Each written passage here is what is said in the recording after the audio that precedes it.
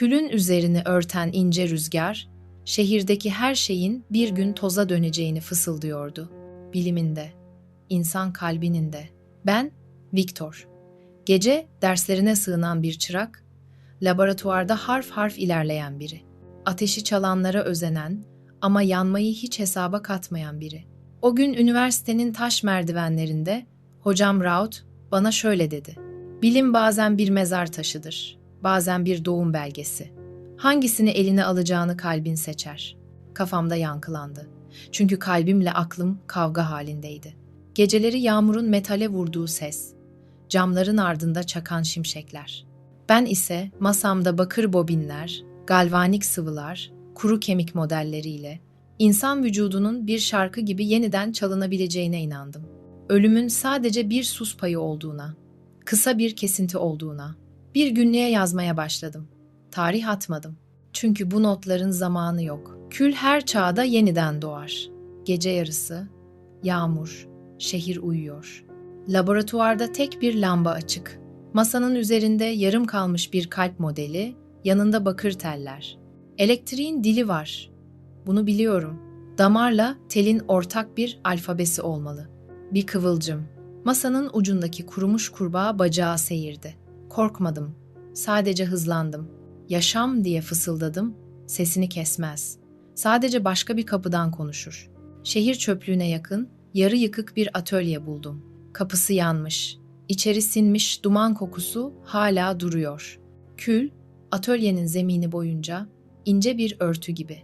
Külün altından eski çizimler çıktı. İnsan iskeleti, kas şemaları, sinir ağı taslakları, bir önceki ustanın yarım bıraktığı bir rüya gibiydi her şey.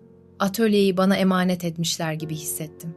Belki de emanet bu değildi. Sadece uyarıydı. Küllerden doğmak mümkündür. Ama ateşin bedeli olacaktır. Geri adım atmadım. Laboratuvarda günlerce çalıştım. Kas liflerini taklit eden esnek şeritler. Yaşayan bedenin elektriğe verdiği tepkiyi ölçen basit aygıtlar. Her şeyin bir ritmi var. Kalbin, diyaframın, hatta korkunun. Hocam Raut, bir gece sessizce içeri girdi. Masadaki düzenekleri inceledi. Viktor, dedi. Bir sınırın iki yanına aynı anda basamazsın. Sustum. Çünkü çoktan basmıştım. Bir iskelet kurmadım. Birleşik bir form tasarladım. İnsan bedeninin doğrudan kopyası değil. Güçlü kas eklemleri, yük taşıyabilen omuz bağlantıları, soğuğa dayanıklı bir dış doku. İnsan olmaya öykünen ama birebir insan olmayan bir yapı. Niyetim kopyalamak değildi. Niyetim yaşama yeniden bir kapı açmaktı.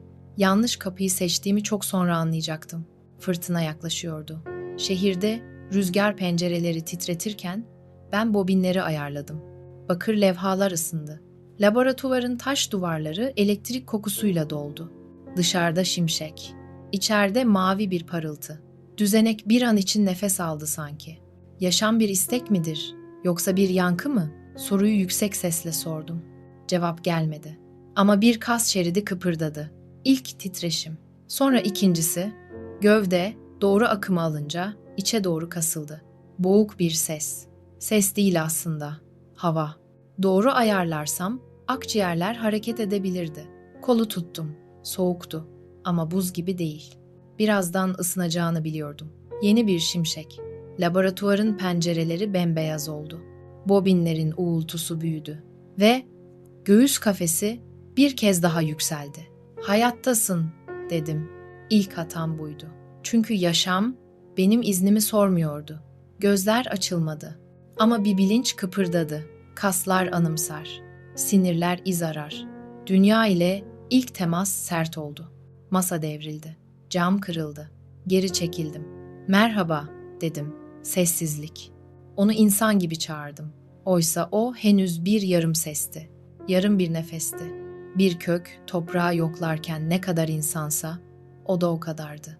Ertesi gün yağmur dindi. Hocam Raut geldi. Masanın kenarına oturdu. Ne arıyorsun dedi. Affı, dedim. Gülümsedi. Affı değil, eşiği arıyorsun. İnsan olmanın eşiği nerede biter, nerede başlar? Peki, dedi. Eğer devam edeceksen 3 kuralın olsun. 1. Yaptığını saklamak onu güvenli kılmaz. 2. Yaşamı başlatmak onu anlamak değildir. 3. Korku öğretmenindir. Onu dinle. Başımı salladım, kuralları yazdım. Sonra kuralları unuttum. Gece oldu. Laboratuvarın kapısı aralıktı. Sanki içeride birinin nefesi dolaşıyordu. Masaya yaklaştım. Gövde yoktu. Kapıdan dışarı kaçtığını anladım. Avluda ıslak taşlara basan ağır ayak sesleri. Bir de duvarda kalan kara bir iz. Sanki ateş taşın yüzeyini yalayıp geçmişti. Küllerden doğmak diye fısıldadım. Kül bırakmadan olmaz. Onu takip edemedim. Çünkü o an ilk kez korktum. Bu bir mucize hikayesi değil. Bir zafer öyküsü de değil. Bu, bilimin vicdanla yaptığı pazarlığın hikayesi. Viktor ateşi gördü ve yaklaştı. Ateş de onu gördü. Yaklaşmasını bekledi. Şimdi şehir uykuda. Bir yerde gövdesi tamamlanmamış, ruhu isim bekleyen bir varlık yürüyor. Gün doğumu yaklaştığında o varlık ilk kez kendini görecek. İnsan aynaya bakarken yüzünü, o kendi varlığını görecek ve bu fırtınanın kalbinde başlayacak olan büyük karşılaşmanın ilk adımı. Gece sessizdi ama o sessizlikte bir nabız atıyordu. Yağmurun ardında taş duvarların arasında yankılanan boğuk bir nefes, o artık yürüyordu. Viktor, laboratuvarın karanlık penceresinden dışarı baktı. Şehrin sokak lambaları fırtınayla birlikte titriyordu. Sanki gökyüzü nefes alıyor, yıldırımlar kalp atışı gibi vuruyordu. Tanrı'nın soluğu bu muydu? Diye mırıldandı. Cevap yine gök gürültüsünden geldi. Avluda dev bir gölge ilerliyordu. Kaslar yeni uyanmıştı. Dengesiz, titrek ama güçlü. Her adımda su sıçrıyor, taşlar çatlıyordu. O, nerede olduğunu bilmiyordu. Ne kendini, ne dünyayı tanıyordu. Tek bildiği göğsündeki yanık hissiydi. Sanki içi hala elektrikle doluydu. Elini göğsüne koydu. Derisinin altında metal gibi sert damarlar vardı. Bir an kalp atışı sandığı ritmin aslında dışarıdaki gök gürültüsü olduğunu fark etti. İlk korkusu kendi içinde başladı. Viktor fenerini alıp dışarı çıktı. Rüzgar saçlarını savuruyordu. Yağmur gözlerini yakıyordu. Islak, toprağın üzerinde ağır ayak izlerini gördü. Her biri insan ayağından büyüktü. Külün içine basılmış, derin izler. Kendini bir mezar kazıcısı gibi hissetti. Kendi hatasının izini sürüyordu. Bir tepenin yamacına geldi. Orada, fırtınanın kalbinde o yaratık duruyordu. Omuzlarına düşen yağmur damlaları buhar olup yükseliyordu. Kasları titriyordu ama gözleri henüz açılmamıştı. Viktor sessizce yaklaştı. "Beni duyabiliyor musun?" Yanıt yoktu. Sadece gök gürledi. O an Viktor fark etti. Doğurduğu şey bir çocuk değil, bir yankıydı. Kendinin yankısı. Bir şimşek çaktı. Kısa bir anlığına yaratığın yüzü aydınlandı. Ne tamamen insan, ne tamamen başka bir şeydi. Yüz hatları yanmış gibi asimetrikti. Ama o anda o yüz bir acı taşıyordu. Sanki "neden?" diye sormak istiyordu. Ama dili yoktu. Fırtına büyüdü. Rüzgar ağaçları köklerinden söküyordu. Viktor geri adım attı. Korku, içinde bir çocuğun ağlaması gibi yankılandı. "Beni dinle," dedi. "Sana zarar vermeyeceğim." Yaratık başını kaldırdı. İlk kez nefes aldı. Kısa, sert, acı dolu bir nefes. Sonra fırtınaya doğru bir adım attı ve geceye karıştı. Sabah olduğunda şehir sessizdi. Gök gürültüsü yerini kuş seslerine bırakmıştı. Ama Viktor'un içi hala karanlıktı. Laboratuvara döndüğünde masanın üzerindeki defterini açtı. "Yaşamı çağırdım," diye yazdı. Ama cevap verenin kim olduğunu bilmiyorum. Şehrin diğer ucunda, ormanda bir figür yürüyordu. Yapay kasları soğuğa alışmaya çalışıyordu. Her ağacı dokunarak geçiyor, toprağı hissediyordu. Doğa onu reddetmiyor ama anlamıyordu da. Rüzgar saçlarını savurdu. Kendi adını bilmediği için sessizliğe sığındı. O anda gökyüzü yeniden çaktı ve o ilk kez başını kaldırdı. "Bu ses," dedi içinden, "beni kim çağırıyor?" Fırtınanın kalbinde artık sadece gökyüzünde değil, onun içinde de atıyordu. Yaratık artık yalnız değildi ama ne insanlarla, ne Tanrı'yla, sadece kendi yankısıyla ve o yankı daha fazlasını arıyordu. Güneş doğduğunda dünya onun için yabancıydı. Toprağın kokusunu aldı ama anlam veremedi. Işık gözlerini acıttı. İlk kez renkleri gördü. Yeşil, kahverengi, mavi, hepsi bilmediği bir dil gibiydi. Bir derenin kenarına oturdu. Suyun içindeki yansımasına baktı. Yüzü insan gibiydi ama eksikti. Bir göz derin, dudaklar yamuktu. Elini suya daldırdı. Yansıma dağıldı. Kendini görmeye dayanamadı. "Ben kimim?" diye fısıldadı. Rüzgar bile cevap vermedi. Ormanda günler geçti. Bir kulübede kör bir yaşlı adam yaşıyordu. Adam kapının dışında bir gölge hissetti. "Orada kim var?" dedi. Sessizlik. Sadece nefes. "Yaklaş," dedi adam. Yaratık sessizce yaklaştı. "Sen soğuksun." "Evet," dedi yaratık. "İçim yanıyor ama dışım buz." Adam hafifçe güldü. "Ateşle buz aynı bedende mi olur?" "Ben oldum," dedi yaratık. İlk kez biriyle konuştu. Adam ona ateşi öğretti. Bir kıvılcım, biraz kuru dal, biraz sabır. Alev yanınca yaratık şaşkınlıkla izledi. "Alev kalp gibi atıyor," dedi. "Evet," dedi adam. "Ama yanlış dokunursan yakar." Geceler sessiz geçti. Adam geçmişinden bahsederdi. "Bir oğlum vardı, göremedim." Yaratık dinlerken içinde bir sızı hissetti. Kaybetmek neydi? Belki o da birini kaybetmişti ya da hiç bulamamıştı. Bir sabah adam uyandığında kulübe boştu. Kapının önünde büyük ayak izleri. Masanın üzerinde 3 kelime. "Ben varım artık." Yaratık ormana veda etti. Uzaklarda çocuk sesleri duydu, kasabaya yaklaştı. İnsanlar onu gördü. Çığlıklar yükseldi, taşlar atıldı. "Canavar!" diye bağırdılar. Koştu, saklandı. Bir mağarada nefes nefese kaldı. Taşa kazıdı. "Ben bir hata değilim." Sonra elini çekti. İlk defa kendi sözüne inandı. Ve ilk defa ağladı. Sabah olduğunda mağaranın ağzında biri duruyordu. Paltosu ıslanmış, gözleri yorgun bir adam. Viktor'du. Birbirlerine sessizce baktılar. "Beni buldun," dedi yaratık. "Evet," dedi Viktor. "Ama artık kim olduğumu bilmiyorum." Rüzgar esti, gök gürledi. Fırtına geri dönüyordu. Dağların eteklerinde 2 gölge yürüyordu. Rüzgar eski bir ilahi mırıldanır gibiydi. Biri yaratıcıydı, diğeri yaratılmış. Ama artık aralarındaki sınır belirsizdi. Yaratık başını eğdi. "Beni neden yaptın?" dedi. Viktor cevap veremedi. Dudakları kımıldadı, sesi çıkmadı. "Bilmek istedim," diyebildi sonunda. "Yaşamın sırrını ve şimdi," dedi yaratık. "Ne öğrendin?"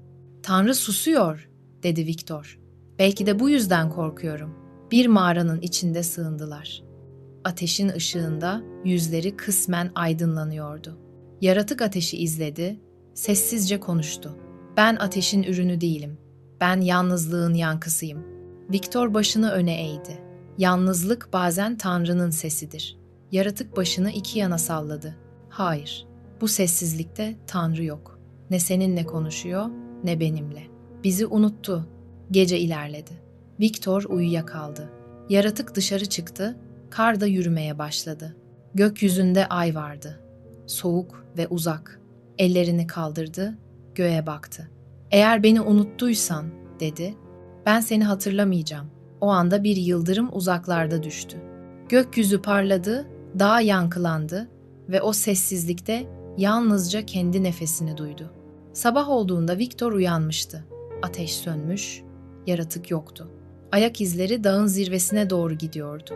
Viktor takip etti. Rüzgar yüzünü kesiyordu ama durmadı. Zirveye vardığında yaratığı buldu. Uçurumun kenarındaydı. "Dur!" diye bağırdı. Yaratık dönüp baktı. Gözlerinde ne nefret vardı ne de öfke. Sadece sessizlik. "Beni yok edemezsin," dedi yaratık. "Çünkü sen de benim bir parçam oldun." Viktor yaklaşamadı. Sözleri kârla birlikte dağıldı. O anda fırtına yeniden başladı. Kâr, gökyüzünden bıçak gibi savruluyordu. Rüzgarın içinde Tanrı hala susuyordu. Viktor diz çöktü, başını eğdi. "Affet beni," dedi. Ama sessizlik yine ağır bastı. Yaratık son kez göğe baktı. "Tanrı sessiz olabilir," dedi. Ama ben artık konuşuyorum ve adımlarını karın içine bastı. Karanlığa doğru yürüdü. Viktor gözden kaybolan gölgeye baktı. Artık ne bir bilim insanıydı ne de bir kurtarıcı. Sadece sessiz bir tanık. Bir varlık yaratmış ama kendini kaybetmişti. Dağların üzerinde son şimşek çaktı ve gökyüzü bir kez daha sessizliğe gömüldü. Kış yavaş yavaş çekiliyordu. Dağların üzerindeki kar çözülürken sessizlik de incelmeye başladı. Rüzgar artık fısıldamıyordu, sadece bekliyordu. Çünkü iki ruhun da kaderi birbirine dolanmıştı artık. Viktor günlüğüne yazıyordu. Onu kaybettim sanıyordum ama aslında kendimi yitirdim. Her satır bir itiraf, her kelime bir yara gibiydi. Ateşi aramış, Tanrı'yı susturmuştu. Şimdi sadece kendi yankısını dinliyordu. Bir sabah gölde bir yansıma gördü. Suyun yüzeyinde kendi suretiyle birlikte bir gölge daha vardı. Arkasını döndüğünde yaratık oradaydı. Ne koştu ne de saklandı. Sadece durdu. "Beni buldun yine," dedi Viktor. Yaratık yaklaştı. "Ben hiçbir zaman uzaklaşmadım," dedi. "Sadece sen beni görmek istemedin." Viktor'un elleri titredi. "Benden ne istiyorsun?" "Bir cevap," dedi yaratık. "Benim bir ruhum var mı?" Viktor sustu. Ağzından çıkan tek kelime, "Bilmiyorum," oldu. Yaratık bir adım daha attı. "Sen beni bir bedene hapsettin. Ama içimi boş bıraktın." Gözleri doldu. "Ben insan olmayı istemedim. Sadece yalnız olmamayı diledim." Viktor başını kaldırdı. "Ben de." Bir süre sessizce baktılar birbirlerine. Gölün yüzeyi dalgalandı, iki yansıma birbirine karıştı. Bir anlığına hangisinin insan, hangisinin yaratık olduğu ayırt edilemedi. O gece Viktor defterini kapattı. "Ruh," diye yazdı son kez, "sadece Tanrı'nın nefesi değil. Bazen bir insanın pişmanlığı da ona dönüşür." Sonra defteri ateşe attı. Alevler sayfaları yuttu. Kelimeler kül oldu. Ama Viktor ilk kez içindeki sessizliği hissetti. Korku değil, kabullenişti bu. Şehrin öte ucunda yaratık yine yürüyordu. Gözlerinde artık öfke yoktu. Sadece bir arayışın bitmiş hali. Göğe baktı, hafifçe gülümsedi. "Ruhum varsa," dedi, "o da senin günahındandır." Sonra rüzgarın içine karıştı.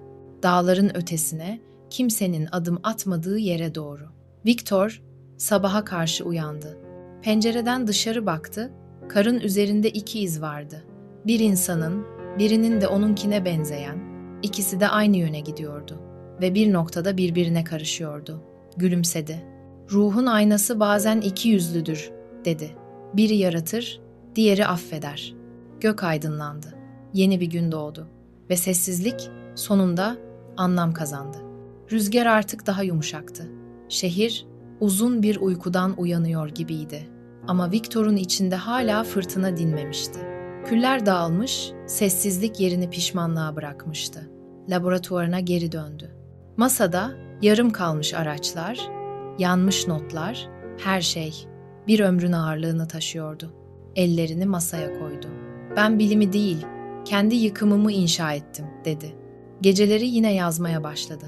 Bu kez denklemler değil, itiraflar yazıyordu. Her satır geçmişin gölgesine bir ışık düşürüyordu. "Yaratmak kolaydı," diye yazdı. Anlamak zordu. Bir gün kapı çaldı. Hiç beklemiyordu. Kapıyı açtığında karşısında kimse yoktu, sadece kapının önünde bırakılmış bir defter. Tanıdı. Sayfalar onun el yazısı değildi ama kelimeler yaratığın sesiydi. Defterin ilk satırı şöyleydi: "Sen bana yaşam verdin ama yaşam senden uzaklaştıkça nefes aldı." Her sayfa bir yolculuktu. Ormanlar, karlar, şehirler, yalnızlıklar ve sonunda şu cümleyle bitti: "Beni affetmeni istemiyorum. Sadece artık seni anlıyorum." Viktor uzun süre o defteri elinde tuttu. Gözleri doldu. O an fark etti. Karanlık yok edilmezdi. Sadece kabul edilirdi. Sabah olduğunda laboratuvarın penceresini açtı. Güneş uzun zamandır ilk kez doğrudan içeri girdi. Toz zerreleri ışığın içinde dans ediyordu. Derin bir nefes aldı. "Belki Tanrı gerçekten sessiz," dedi. Ama sessizlik bazen affın biçimidir. Defteri masaya bıraktı, gözlerini kapattı. Bir daha yazmadı. Uzaklarda Dağların ardında bir figür yürüyordu. Külün arasından doğan, ateşin içinden geçen, ruhu insanı arayan o varlık artık ne intikam istiyordu ne de cevap. Sadece var olmayı. Göğe baktı, rüzgar yüzünü okşadı ve ilk kez gülümsedi. Küller sonunda toprağa karıştı. Ateş sönmedi, şekil değiştirdi ve o hikayenin yankısı insanlığın kalbinde bir soru olarak kaldı. Burası Hande ile zamansız yolculuklar ve hikayeler asla bitmez. Yeni bir zamanda, yeni bir efsanede görüşünceye dek hoşça kalın.